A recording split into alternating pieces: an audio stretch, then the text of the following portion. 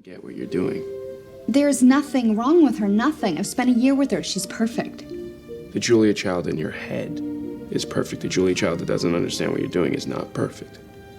The one in your head is the one that matters. I'm never gonna meet her.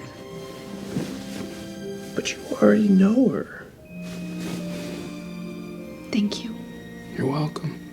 Anytime. She saved me. You saved yourself. I was drowning and she pulled me out of the ocean. Don't get carried away.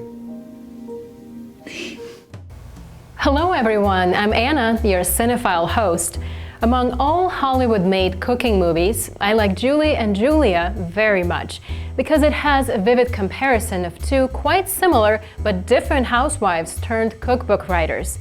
They have many experiences in common, including learning how to cook after moving to a new place, knowing nothing about cooking before, and getting opportunities to publish cooking books. But they are so different. Julia Child is more like a child, an enthusiastic and unabashed woman, not like Julie Powell, who is kind and considerate. But they both have a great husband who motivates them to accomplish their goals and embrace success.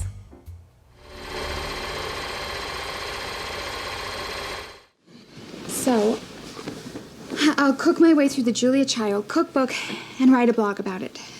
But I'll probably need a deadline. Why? Because otherwise it'll be like everything else I do. Let's face it, I never finish anything. Hey.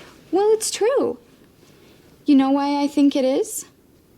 ADD. You have ADD? Yes. That's why I'm so bad at housework. Oh, is that it? I'm just saying a deadline would be good. So a deadline. I love deadlines. I love this. And deadlines mean the determination to make a dream come true. For a dream doesn't become reality through magic. It takes sweat, determination, and hard work. Just like Julia messes up in the cooking school in the beginning, Julie screws up the dishes she makes at the home kitchen as well. Shit! How many more aspics are there? 7. No one will know if you don't do them. It's not like there's like the aspic police or something. You could lie. I can't.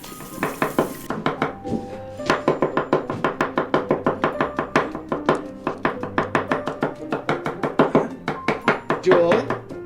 Oh? You're being a little over-competitive, don't you think? Well, you should have seen the way those men looked at me. As if I were some frivolous housewife just looking for a way to kill time. Well... However, after their hard work, both of them are noticed by the public in respective ways. One day, a culinary columnist from the New York Times visits Julie with a photographer.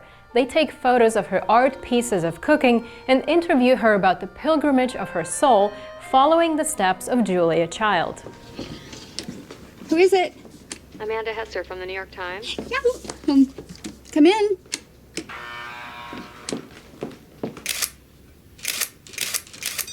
You have such a sense of Julia when you do something like this. As a teacher, as a voice. I have conversations with her while I'm cooking. I feel like she is there with me in the kitchen. She's like your imaginary friend. Yes.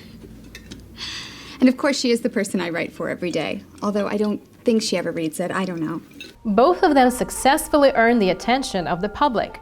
Although Julie emphasizes that she is motivated by Julia in her blog day after day and worships her from the bottom of her heart, Julia doesn't like the way Julie gets noticed with her name and her book. Hi, it's Barry Ryan from the Santa Barbara News Press, and I'm writing an article about Julia Child's 90th birthday, and I asked her about your blog, and frankly, she was kind of a pill about it, so I thought maybe you'd want to comment. Hello? Yes, it is. She said that? Julia Child said that. Has she read my blog?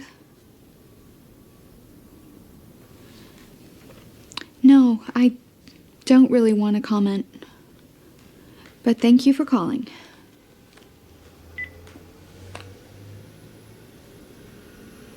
Julia hates me.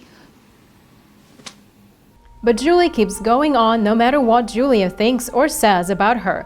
After she finishes the last recipe, she thanks her husband and goes to Julia's Cambridge kitchen in the Smithsonian Museum to pay a tribute to her spiritual mentor. Thank you. La pièce de résistance. 365 days, 524 recipes. Thank you guys.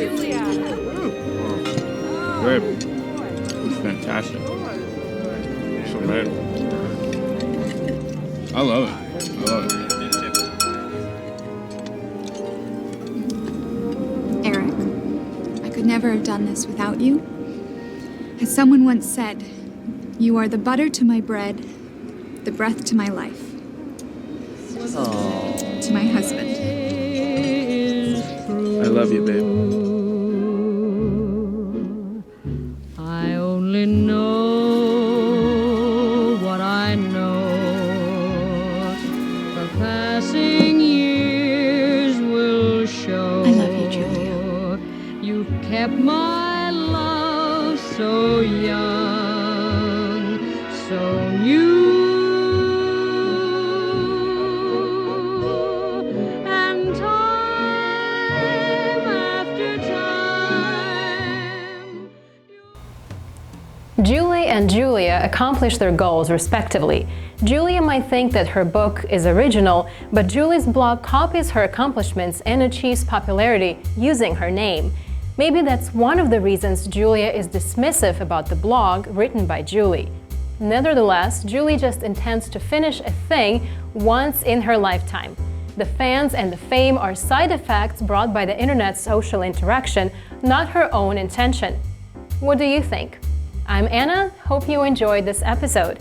If you are having a meal, bon appetit, please feel free to find more delicious episodes on Funday website. See you guys there.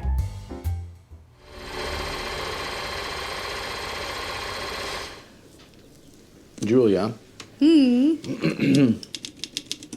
What if we had to leave Paris? Why would we have to leave Paris? Because my assignment was for 4 years. So then we still have time. 8 months. And this cookbook is not something you can finish in 8 months. No, but 2 years seems possible. Julia. What if they transfer me someplace else? Would they do that? Yes. They don't really care about me. Oh, of course they do. They don't, really.